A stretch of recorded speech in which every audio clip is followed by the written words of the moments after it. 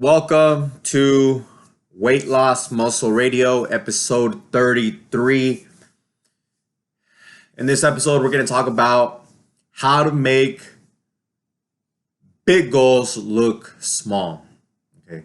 A lot of times we get overwhelmed by thinking, oh, my goal is to lose 40 pounds, or I want to build muscle right away, right? And then you think there's shortcuts and there's magic tricks.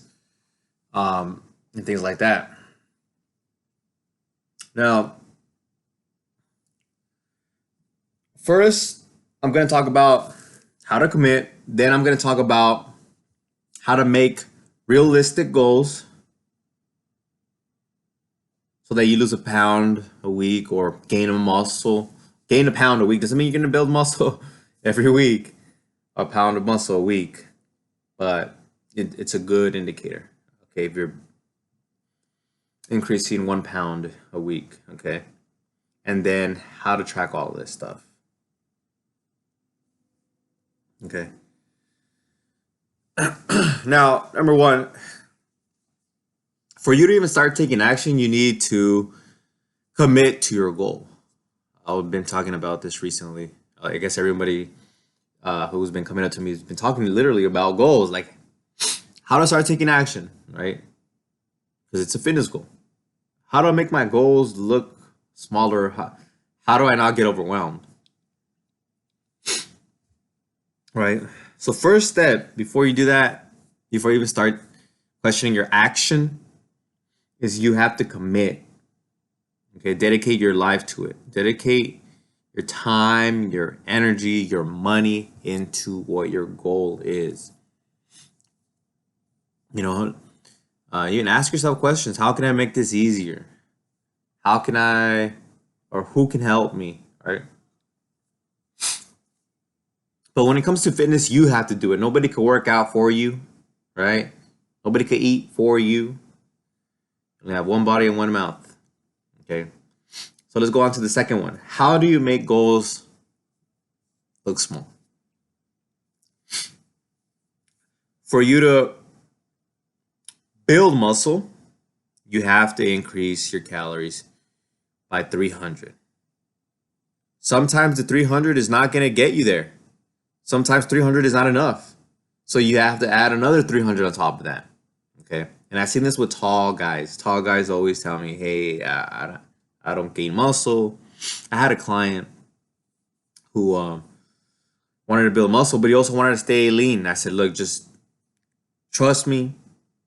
Have this burger right after we do your legs. And you're going to build muscle. Your shoulders, your legs, everything start popping. Boom, it happened. Okay. This guy was a skinny guy, a tall guy. Now, same thing for burning off fat. Decrease your calories by 300. Okay. People say don't track. That's just being lazy. Honestly. Well, you don't track what's in your bank account. You don't track your investments, how much you're gaining, or how much is coming out.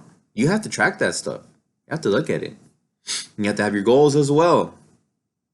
Okay. Now, for weight loss, I recommend only going around 3 months, 12 weeks. 16 weeks is a little kind of pushing it because your body stays at a caloric deficit for a long time. It gets hungry. It gets weaker. Your healing capabilities and your immune system drops, actually. So you don't want to be there for too long.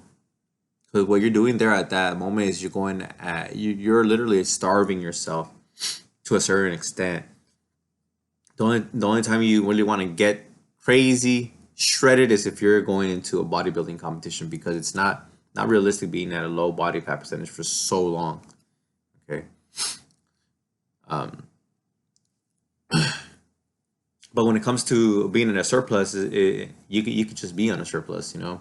The bad end of that is being at a high body fat percentage going over 20. And if you're at a high body fat percentage, you start getting a lot of cardiovascular problems and diseases start occurring. Okay. So yeah, go above 300 to increase muscle size. Track it, okay? Or decrease 300 calories and start burning off fat and track it, okay? And gauge it, do it within means, okay? Don't go too extreme.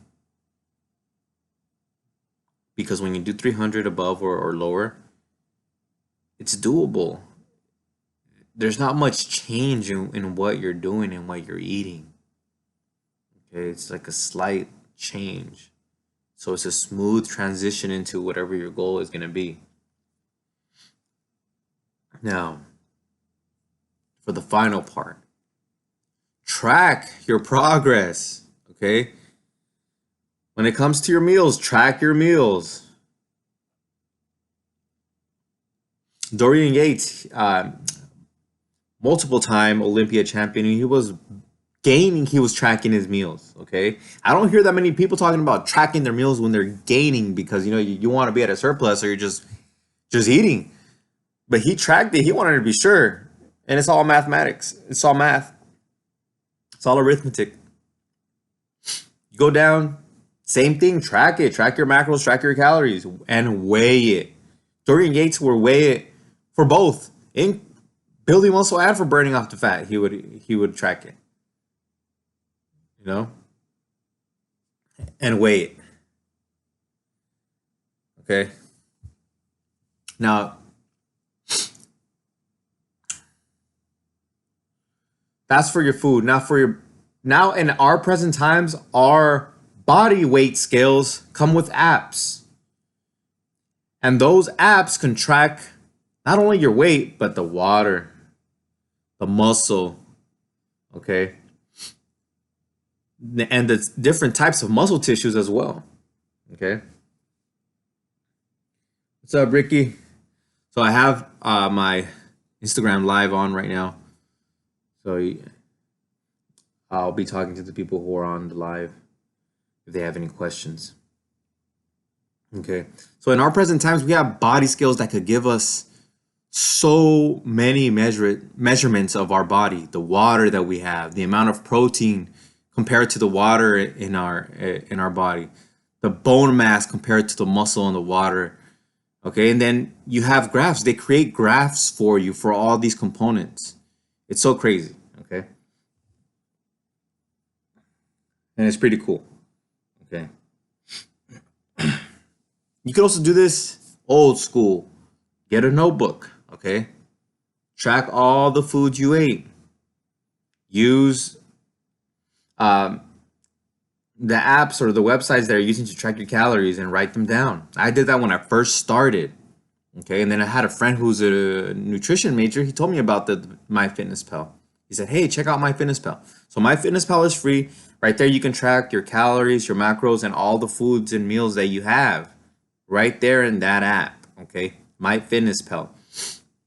If you're on, if you follow me on YouTube, I'll be posting this podcast show on there. You'll have the link to MyFitnessPal, or just look for it on your app downloader, right? If you have iPhone or you have Android, go where you download apps, type in MyFitnessPal, you'll get that. Okay. Now your workouts as well. Track your workouts. Depending on where your goal is, if you're building muscle, you may only have to work out 2 to 3 times a week. Okay, and let your muscles recover.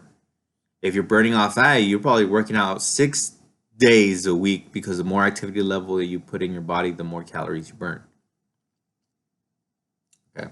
If you're starting to see the pattern for building muscle, you want to have more calories in your body.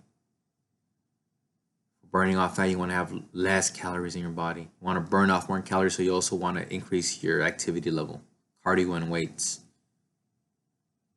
Okay.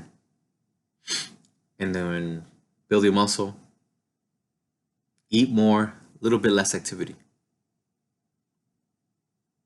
Okay.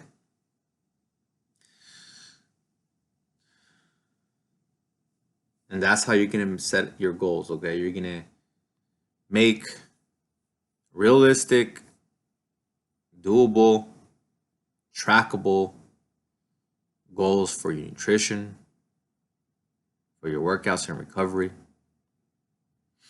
Okay. So I hope you like this one. We went over how to make your big goals look small. You have to commit.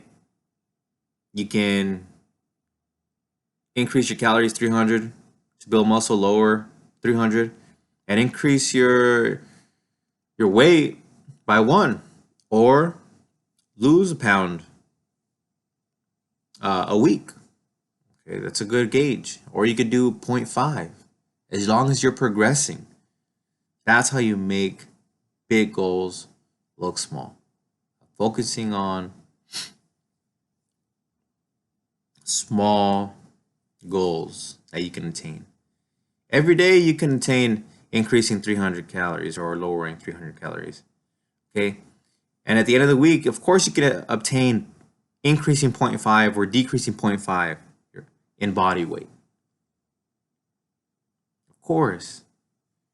And then slowly but surely, because this is all mathematics, you'll get to that goal if it's losing 20 pounds or if it's increasing 20 pounds. Okay. And you'll get there by tracking everything. All right. Hope you like this one. Until next time, make sure to like, comment, follow, or subscribe. And until next time, peace.